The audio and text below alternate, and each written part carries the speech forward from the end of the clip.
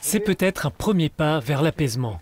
Le président de Catalogne, récemment élu, salue le projet du gouvernement espagnol de gracier les indépendantistes catalans, condamnés pour tentative de sécession pour avoir organisé en 2017 un référendum sur l'indépendance de la région.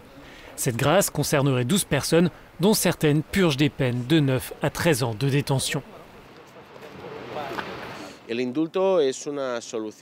La grâce est une solution partielle, incomplète. Il est vrai que c'est un pas qui peut permettre de rendre la liberté à des prisonniers politiques et nous n'allons pas nous y opposer. Mais il est vrai que nous devons souligner qu'il y a d'autres questions en suspens.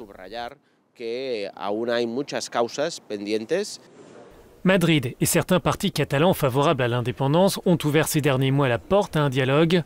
Cette main tendue ne signifie pas pour autant le renoncement à l'autodétermination, mais ces formations espèrent trouver une voie juridique pour y parvenir. Notre proposition est claire, c'est le droit à l'autodétermination. C'est un référendum sur l'indépendance de la Catalogne et une loi d'amnistie pour mettre fin à la répression. Cette nouvelle étape pourrait avoir un impact au niveau européen. Les relations entre le gouvernement catalan et les institutions européennes sont au plus bas depuis plusieurs années. En déplacement à Bruxelles, le président de la région veut reconstruire des ponts. Le gouvernement catalan a commencé son travail il y a quelques semaines. Il est donc trop tôt pour évaluer l'attitude future des institutions européennes.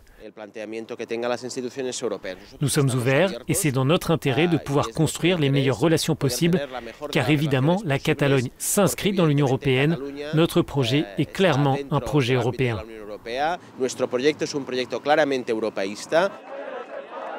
Avant même sa promulgation, ce projet de grâce divise l'Espagne. Les conservateurs et l'extrême droite s'y opposent. Ils ont d'ailleurs rassemblé le week-end dernier leurs partisans pour faire entendre leur colère.